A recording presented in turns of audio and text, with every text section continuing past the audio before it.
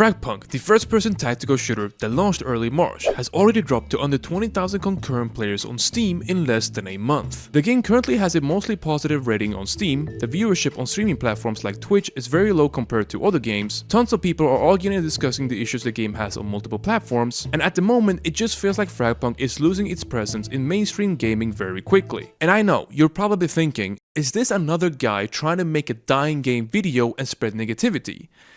No, not really. I am someone who actually enjoy playing FragPunk and spend many hours creating several videos for it. For the most part, I've only said good things about this game and really try to avoid the negative side of things. But just like when you need to have a serious conversation with a family member, I also feel like we need to have a productive conversation about why this is happening to FragPunk.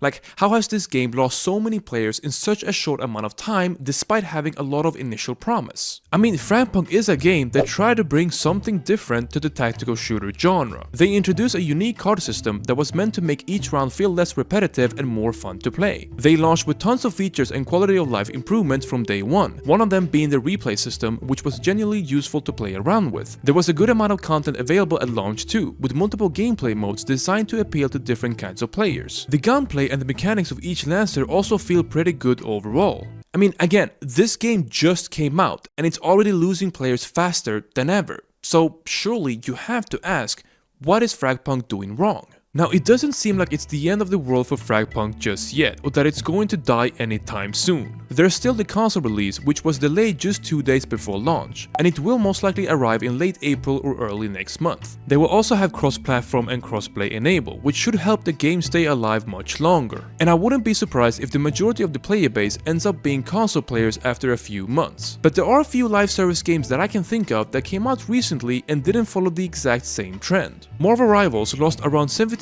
of its peak concurrent player base, but it still retains a much larger audience overall, even several months later. Another one is Delta Force, which released around the same time and is still averaging around 100,000 players daily. Or take Once Human, which also seems to have a high concurrent player count after being out for almost a year. So while it's normal for games to lose players over time, it's not typical for a free-to-play title like FragPunk to lose nearly 80% of its concurrent player base in less than a month. Well, unless your game is Better Divide. This tactical shooter launched with a low peak player count and had a rough start to the year. They spent months revamping parts of the game and eventually released it to consoles, but without any crossplay to PC. That pretty much doomed the existing player base on Steam. Despite that, at one point, the CEO was very optimistic, talking about reaching 400,000 daily active players. But just 2 weeks later, they still decided to shut the game down.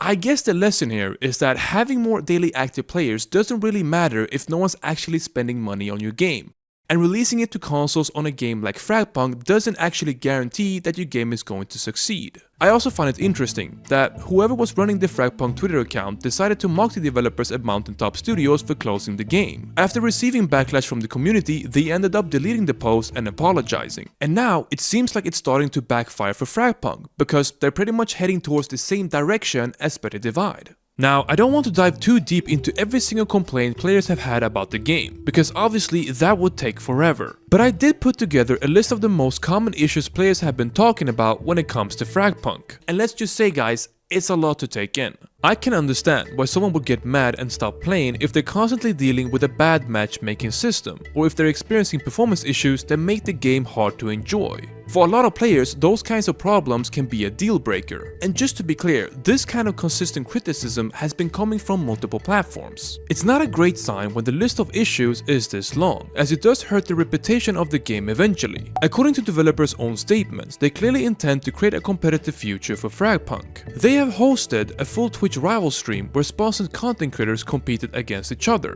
They have mentioned multiple times in their interviews that they want the game to be competitive, and more recently they sent out a survey asking players about interest in an esports scene. But I believe more people seem to enjoy FragPunk from a casual standpoint, such as playing Zombie Outbreak or Team Deathmatch. FragPunk has already lost a huge chunk of players because there's clearly too many issues, some of them being raised regarding the competitive nature of the game. It would make more sense to try and build a competitive scene if you had a good foundation and something to build on. But right now, I hate to say this, but it's not looking good for FragPunk at the moment. Obviously, they can still continue to improve the game and make a comeback. They might eventually find their place within the tactical shooter genre if they are able to make the right decisions and if the console audience is still large enough and willing to play when it does come out. And I know there's going to be some hardcore FragPunk fans disagreeing with everything that's been said, or argue that player numbers don't actually matter. But at the end of the day, FragPunk could very well decline even further, down to 15k, 10k, or even 5k players within a few weeks. And I think it's better that we address the current situation and have a discussion about what the game can do to improve before it's actually too late. But let me know in the comment section below if you're one of those players that quit FragPunk and why that is,